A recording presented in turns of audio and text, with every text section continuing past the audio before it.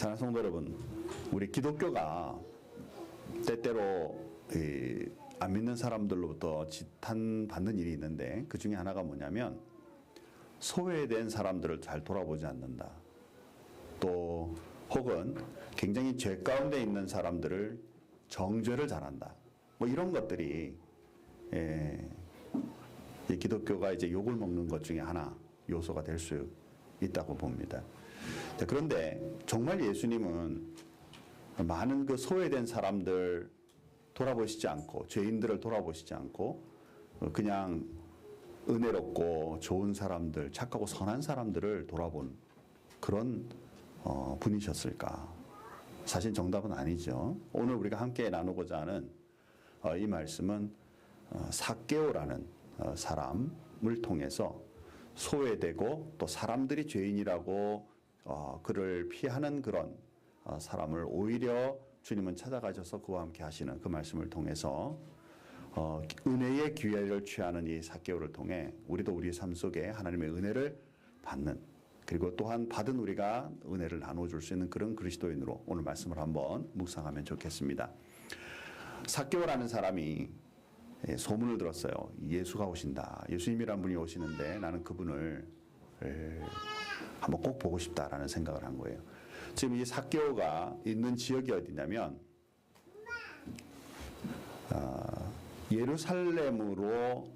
예루살렘에서 저 북쪽 갈릴리로 가는 그런 그 길목에 있습니다. 이 도시가, 살고 있는 이 도시가 여리고라는 도시인데, 사실은 이 여리고라는 성을 돌아서 갈 필요가 없어요. 그런데 갈릴리 북쪽으로 가기 위해서 예루살렘에서도 출발하다 보면 가운데 사마리아라는 땅을 지나가야 되니까 사람들이 거기를 잘 안 지나가려고 일부러 요단강 쪽으로 내려와 가지고 가느라고 이 여리고 땅을 내려오게 됩니다. 그래서 사실은 이 여리고라는 이 성이 굉장히 교통이 빈잡한, 요즘으로 말하면 뭐 자동차 댕기고 그러니까 빈잡하고 하지만 실제로는 옛날에는 여기저기에서 오는 길의 중심 도시라고 볼 수가 있겠죠. 거기에 살고 있으며 또한 거기에 세리로서 장인, 그런 그 삭개오가 이제 예수님이 오신다는 소문을 듣고 만나고 싶은데, 성경에 보니까 그가 가지고 있는 장애가, 예수를 만나는데 몇 가지의 장애가 있어요. 이 장애가 뭔지 한번 먼저 살펴보도록 하겠습니다. 첫 번째는 세리장이에요. 세리장이란 말은 요즘으로 말하면 세무서에서 근무하는 그런 아주 고위 간부죠. 그 당시에도 아마 그랬을 겁니다. 왜냐하면 로마 정부에 일하고 있는 고급 공무원이니까. 그런데 문제는 뭐냐면 유대인들이 지극히 싫어한다는 거예요. 어느 정도 싫어하느냐면 보통 죄인보다도 더 죄인으로 여기는, 그래서 상종하지 않는 그런 사람이라는 거예요. 그래서 그가 나가서 예수님을 보러 나아갔는데 사람들이 너무 많은데다가 은근히 뭐 자기가 권력을 쥐고 있고 직접 만나면 꼼짝을 못 하겠지만 군중 속에 있으니까 예수님을 만나러 가는데 은근히 사람들이 막을 수도 있는 거죠. 그래서 그가 가지고 있는 이 직업 자체가 주님을 만나는데 방해가 되죠. 또 그는 굉장히 부유했다 그랬어요. 성경을 보니까 부자가 천국 가는 것은 낙타가 바늘귀 가는 것보다 어렵다. 사실 그런 의미로 보기보다는요, 이 세리가 부유하다라는 의미에는 당시에 이 세리로서 돈을 모을 수 있는 방법이 어떤 것이 있냐면, 물론 뭐 착복도 하고 뭐 이렇게 사기를 치고도 할 수 있겠죠. 은인근히 또는 뇌물도 받기도 하고요. 그런데 사실은 로마 정부에서 예를 들어서 한 달에 그 지역에서 100불을 우리한테 세금으로 내라 이렇게 얘기하면 이 세리와 세리장은, 이 그 세무서는 그 지역에서 200불을 거두든지 300불을 거두든지 일단 얼만큼이든지 많이 거둘 수 있는 대로 거둔 다음에 100불만 올리면 되고 나머지는 자기네들이 나눠 가질 수 있는 거예요. 그러니까 이 받은 이런 그 모은 재물들이 사실은 사람들 보기에도 그렇고 본인들에게도 물질적으로 풍요하지 뭐랄까요, 그 겉으로는 풍요한데 내면의 세계는 이것이 걸림이 될 수도 있다라는 것이죠.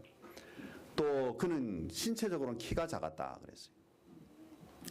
저는 어릴 때부터 키가 커가지고요. 키 작은 사람의 서러움을 잘 모르는데요. 또 이게 키가 작은 분들은 또 그러시더라고요. 그 키 작은 것에 대해서 마음에 상처가 많다. 어릴 때 뭐 키 작다고 이렇게 저리 가라 뭐 이런 식으로 이게 소외를 당한 적도 있었다. 뭐 이렇게 이제 말하는 분도 있던데, 일단 많이 모인 궁중 속에서 정말 가까이 가고자 해도 키가 작으니까 절대 볼 수가 없는 거죠. 그러니까 이제 그가 예수님을 만나고 보고 싶은 그 마음의 소원을 이룰 수가 없었다라는 거예요. 그리고 거기에는 많은 사람이 있었다. 그러니까 이 예수님 보고 싶은 마음은, 우리 같으면 요즘은 예수 믿는데 그렇게 어려움이 없는데, 그 예수님이 지나가는 그 길에 갈 수 없는 것을, 그리고 만날 수 없는 것을 보면서 이제 그가 이 문제를 해결해야 되겠다라고 생각을 한 것이죠. 그래서 이 삭개오의 장애물의 극복의 방법은 뭐냐면, 나무 위에 올라가는 거였다라는 거예요. 사실 이 돌무화가 나무에 올라갔다. 예전에 보면은 또 예전 성경에는 뽕나무라 이렇게 표현하고 있는데, 요즘 우리가 오늘 읽은 성경에는 이제 이것을 정확하게 번역을 해서 돌무화가 나무다 이렇게 표현을 합니다. 이 나이도 좀 있는 데다가 또 장으로서, 세리장으로서 또 직위도 좀 있는 데다가 어른인 사람이 뭐 일을 하나 보겠다고 기어 올라가는 일이 사실은 쉽겠습니까? 그렇죠? 우리가 이 사람의 이런 행위를 통해서 예수님이 굳이 다른 많은 사람들 중에도 삭개오를 만난 이유가 뭘까를 한번 우리가 묵상해 볼 필요가 있겠다는 생각입니다. 이 삭개오는 어떤 사람이었을까? 사실 자 보세요. 사람들이 그렇게 욕하는 세무 공무원으로서 사는 이유가 뭘까요?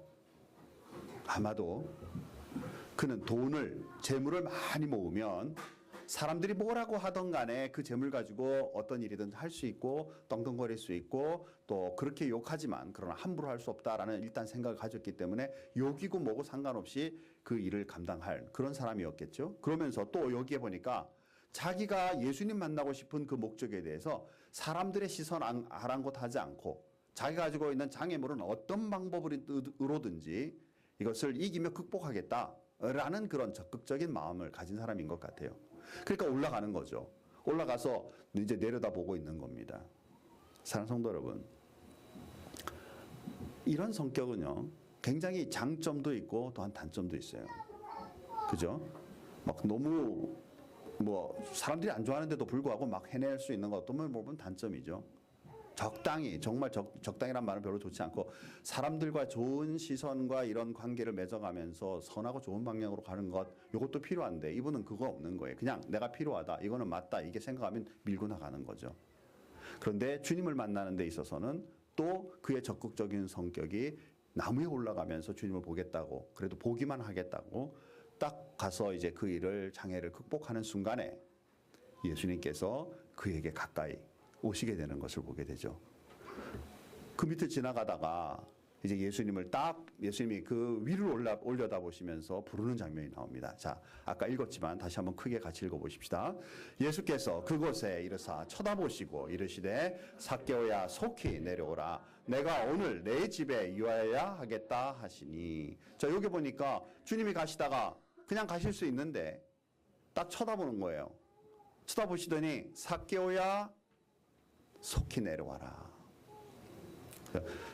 속으로 그래서 이분이 나를 어떻게 알지? 라고 했겠죠. 근데 가만히 생각해 보세요. 또 유명, 그죠? 거기에 뭐 세리가 얼마나 많았겠어요? 별로 없는 데다 장이고 하니까 어쩌면 유명 인사라 예수님이 그분의 이름을 기억했는지도 모르겠어요. 아니면 또 신적인 능력으로 이 친구 내가 오늘 만나서 꼭 복음을 전하고 사랑을 전하고 해야 되겠다 생각해서 아셨는지 모르겠어요. 삭개오야 라고 하는 순간에 주변의 사람들이 놀랐겠어요? 아니면 삭개오 자신이 놀랐겠어요? 아마 삭개오가 깜짝 놀랐을 것 같아요. 그리고 하시는 말씀이 내려오라. 그것도 그냥이 아니라 빨리 내려오라. 자, 사랑하는 성도 여러분, 예수님의 관심은 다른 사람들은 별로 관심이 없어요. 그리고 또 굳이 그 위에 올라갔다고 지나가면서 그냥 손 흔들고 지나가실 수도 있을 거예요.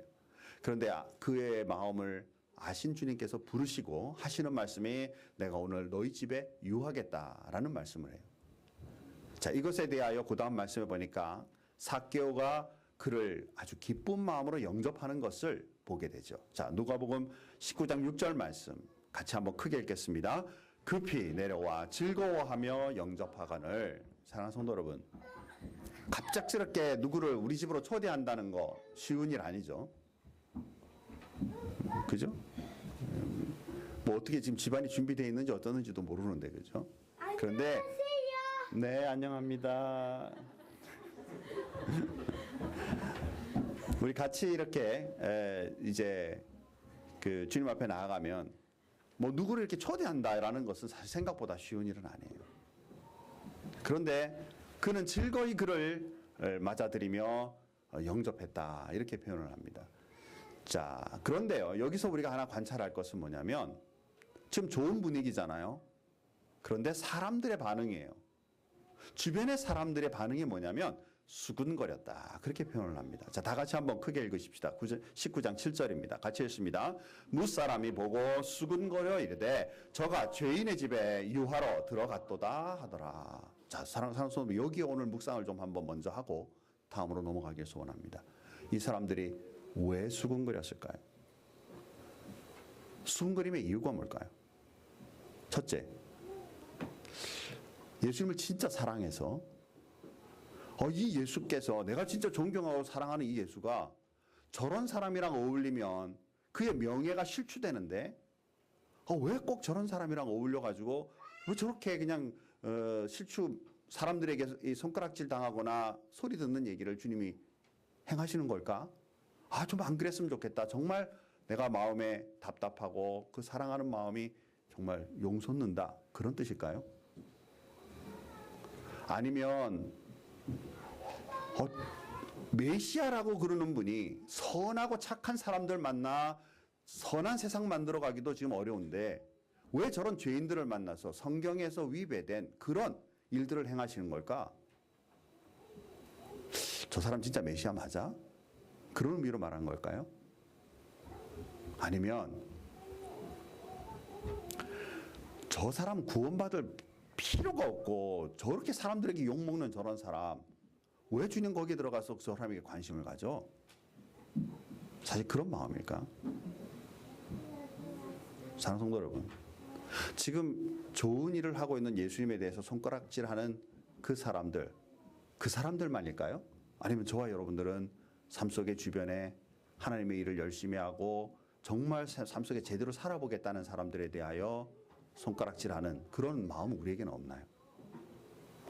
우리가 그 사람들에 대하여 얘기할 때 지금 이들의 관심은 사실은 뭘까요? 저는 세 개도 아니라고 봅니다. 스스로 가지고 있는 나름대로의 경건하다라는 틀을 가지고 그리고 예수를 판단하는 거예요. 내가 판단하기에 내 틀을 가지고 너를 비춰보니까 별로 안 맞는 것 같아. 왜 저런 일을 하지? 사실 어느 누구도 이길 수 없는, 모두 승리할 수 없는 그런 마인드 가지고 수군거리는 거 아니냐라는 것이죠. 우리 그리스도인들이요, 살아가면서 이런 부분 굉장히 조심해야 되겠다. 사람들에게 손가락질하고 말을 할 때, 또 누구 얘기할 때요, 나는 어떤 이유로 그 사람에 대해서 얘기하고 있는가, 우리 다시 한번 생각해 보기를 저는 소원합니다. 정말 사랑하고요, 그가 인격적으로나 모든 면에 넘어지지 않게 정말 하는 마음으로 그를 걱정하며 주님 앞에 서기를 원한다면 사실 우리가 그런 말 하지 않지 않을까 싶어요. 그렇죠? 우리가 그리스도인으로서 다른 사람 말하는 거 정말 조심하자. 저는 개인적으로 말이죠, 제가 성경 공부하면서 내가 가끔 그 얘기하는데, 저는 개인적으로 이 웹툰을 자주 봅니다. 그것도 네이버 웹툰을 자주 봅니다.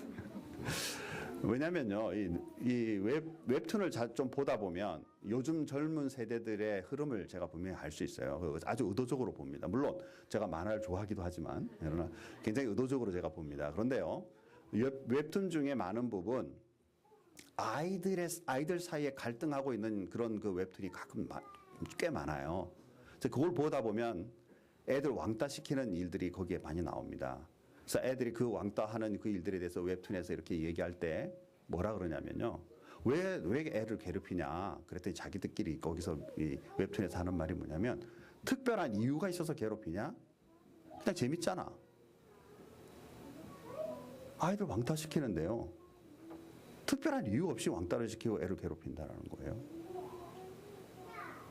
그죠? 사실 이거 죄성이잖아요. 지금 많은 사람들이 예수에 대해서 수군거리는 그 수군거림이 경건일까요? 아니면 죄성일까요? 우리가 다른 사람들에 대하여 말을 하는 우리의 말들이 죄성일까요? 아니면 경건일까요? 우리 한번 생각해 볼 필요가 있겠다라는 것이죠. 자, 이렇게 주님이 삭개오를 만나러 딱 들어가니까 이 삭개오가 갑자기 예수님께 우리 집에 오셨으면 오셔서 감사합니다. 정말 기대했거든요. 이런 얘기 하지 않고요. 제일 먼저 한 말이 뭐냐면, 성경에 보니까 제일 먼저 한 말이 뭐냐면 예수님께 제가 가지고 있는 재산의 절반을 가난한 사람에게 나눠주겠습니다. 먼저 얘기해요. 삭개오의 가장 관심이 뭔가요? 인생의 관심. 그죠? 자기가 가지고 있는 삶의 가장 중요한 부분이 뭔가요? 우리가 여기서 살필 수 있죠. 사랑하는 성도님, 제가 이것도 묵상하다가 이렇게 생각이 들었어요. 그렇게 욕하던 주변의 사람들이 갑자기 이 예수님 다 만나고 나서 삭개오가 자기 재산 다 처리해가지고요, 가난한 사람들 찾아다니면서 뭐 예를 들어서 50불씩 다 나눠준다고 생각해 보세요. 그 욕하던 그 사람들이 그 돈 받을까요? 안 받을까요? 저는 받았으리라 믿어요. 그죠? 욕은 욕이고 돈은 돈이고. 그래서일까요? 그죠? 지금 삭개오의 예수님 만나자마자 한 말이 뭐냐면, 내 소유를 팔아 가난한 자에게 내가 절반을 나눠주겠다. 또 한 말이 뭐냐면, 내가 남을 속인 것이 있다면 4배나 갚겠나이다. 이렇게 얘기를 했어요. 지금 이스라엘 사람들이 생각하고 있는 그런 사람이라면, 진짜 남의 거 착복해가지고 돈을 번 사람이라면 제가 이 말 쉽게 했을까 싶습니다. 사실은. 그죠? 왜냐하면 반 일단 나눠주고 남의 거 4배 한 거 착복한 거 갚고 나면 자기는 돈이 하나도 없을 가능성이 있거든요. 정말 그렇다면 삭개오는요, 이제 돈에 대해서는 관심 없이 정말 진리이신 주님을 만난 것으로 내 삶이 기쁩니다 라는 표현일 수 있을 거예요. 또 한편으로 다르게 묵상해 보면요, 어쩌면 이 삭개오는 세리임에도 불구하고, 많은 사람들의 지탄함에도 불구하고 그는 나름 자기의 경건을 유지한 사람일 수도 있다라는 거예요. 그러니까 이 돈에 대해서 자신 있게 내가 4배를 갚겠습니다 라고 말할 수 있지 않았을까. 앞에서 제가 잠깐 그의 장단점을 얘기했죠. 이 사람은 목표가 딱 정해지면 남의 눈이고 뭐고 의식하지 않고 행동하는 사람. 예수님께 약속했으니까 이 약속이 그가 분명히 그의 마음에 이것이 옳고 바른 것이라 그러면 주님과 헤어지자마자 그는 분명히 이 일을 행하시리라 저는 믿습니다. 그렇죠? 그렇게 바로 행동하는 그에게 있어서는 하나님께서 보시기에도, 예수께서 보시기에도 그는 정말 경건한 사람이죠. 예수님께서 그것에 대해서 감탄하며 얘기하셨어요. 무슨 말을 하셨을까? 저는 개인적으로 이래요. 우리 큰빛교회 어느 성도님이 좀 재산이 많은데, 목사님, 제가 이 지역의 가난한 사람들을 위해서 제가 재산의 얼마를 이번 주간 동안에 우리가 나눠주는 그 일을 제가 하고 싶습니다. 저에게 만약에 그렇게 얘기했다면 저는 그렇게 얘기할 것 같아요. 와, 집사님이든 형제님이든 자매님이든 기쁜 일입니다. 가지고 있는 재산을 그렇게 다른 사람들에게 나눠줄 수 있는 거, 이거 정말 아름다운 일이고 정말 대단한 결심하셨습니다. 이렇게 얘기할 것 같아요. 예수님께서 돈의 중심으로 살아가던 그 삭개오가 가지고 있는 재산 절반을 나눠주고 내가 혹시라도 속인 것이 있으면 4배나 갚겠습니다 라고 말했더라면, 삭개오야, 너 진짜 착하구나. 너 가지고 있는 돈 진짜 잘 쓰는 정말 좋은 사람이구나. 앞으로 계속 그렇게 살아라. 예수님이 그렇게 말할 것 같은데 본문은 정작 그렇게 말하고 있지 않다라는 거예요. 다 같이 한번 크게 읽겠습니다. 예수께서 이르시되 오늘 구원이 이 집에 이르렀으니 이 사람도 아브라함의 자손이미로다. 뭔 얘기죠? 그가 가지고 있는 재산 이렇게 쓰겠다고 말하니까 주님의 뭐예요? 대답은 뭐냐면 구원이 임했다라고 말해요. 자, 우리가 여기서 무엇을 관찰할 수 있을까요? 이 삭개오의 관심은 주님을 만나기 전까지는 돈이었어요. 재산을 가장 많이 불리는 것이었어요. 주님을 만나는 순간에 이 재물 다 나누어 주고도 마음의 주님만으로 만족합니다라는 그런 결론을 그가 내렸을 것이고 주님은 바로 그 부분을 보신 거예요. 그래서 그가 가지고 있는 그 삶의 관심을 드러내지 않고 구원에 관하여 얘기한다라는 것이죠. 사랑하는 성도 여러분, 우리 삶 속에 주님을 만난다라는 것은 주님 만나 하나님 되신 그분과 함께 부자가 되기 위해 사는 거 아니에요. 내가 가지고 있는 인생의 문제를 해결하기 위한 것으로 사는 것이 아닙니다. 그죠? 제일 먼저는 주님 만난 것만으로도 행복이에요. 이것이 중요한 것이죠. 주님은 그것을 보시고 구원받은 자의 모습을 보며 축복하시는 모습을 우리가 본다라는 것이죠. 이제 말씀을 한번 정리해 보십시다. 오늘 여기에 세 종류의 사람들이 나옵니다. 먼저 관심에 대해서 잠깐 생각해 보죠.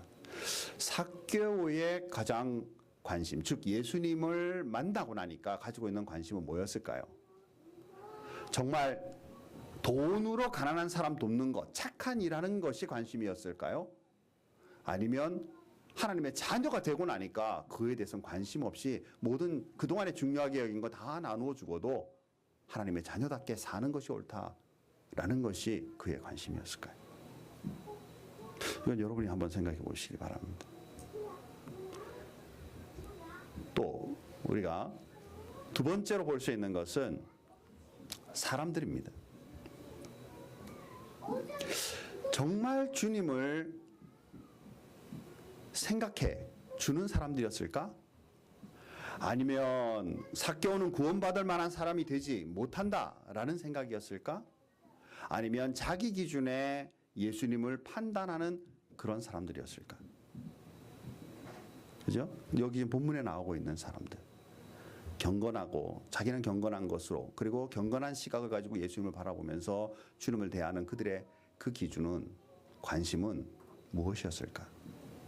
정말 참된 진리와 복음을 추구하고 하나님 앞에 그 사랑으로 나가는 그런 관심이었을까? 아니면 정말 사람들을 판단하는 그런 판단이었을까? 이것 또한 여러분이 한번 나름 또 보시기 바랍니다. 예수님의 관심은 어땠을까?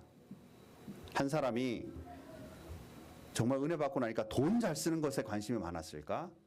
아니면 죄인이었던 자가 주님 앞에 구원받는 것이 정말 주님의 관심이었을까? 그렇죠? 많은 분들은 그렇게 생각합니다. 뭐 교회만 가면 그냥 뭐 헌금 내라 돈 얘기 많이 한다. 하나님이 여러분의 돈을 얼만큼 많이 쓰는 것에 관심이 있을까요? 아니면 구원받은 자로서 하나님의 자녀답게 사는 것을 하나님이 관심을 가지실까요? 정말 이 본문에서 지금 바라보고 있는 예수님의 시점은 무엇일까? 그죠? 당연히 죄인이 하나님 앞에 돌아오는 것. 그렇게 돌아오고 나면 삶에 가지고 있는 모든 영역은 바로 사용되게 돼 있는 거예요. 건강이든지 재물이든지 지혜든지 지식이든지 어떤 영역이든지. 자, 이제 여러분들에게 묻습니다. 여러분들은 여러분의 삶의 관심이 무엇인가요? 왜 예수를 믿으시는가요? 왜 예수를 믿기로 작정하시나요? 정말 삶 속에 가지고 있는 내 소원들을 이루기 위하여? 아니면 정말 나는 예수 그리스도를 믿음으로 말미암아 구원받은 자로 그 하나님이 기뻐하시고 예수께서 기뻐하시는 그 일에 내가 동참하는 자로 주님 앞에 서기를 원하는 것일까? 앞에 부분은 우린 종교적인 그리스도인이라고 말한다면 이제 순수하게 주님 앞에 그 사랑을 회복하기로 작정하는 그 사람은 바로 하나님의 자녀요, 하나님의 일꾼의 축복이 우리에게 주어지는 것이다라는 것을 볼 수가 있겠죠.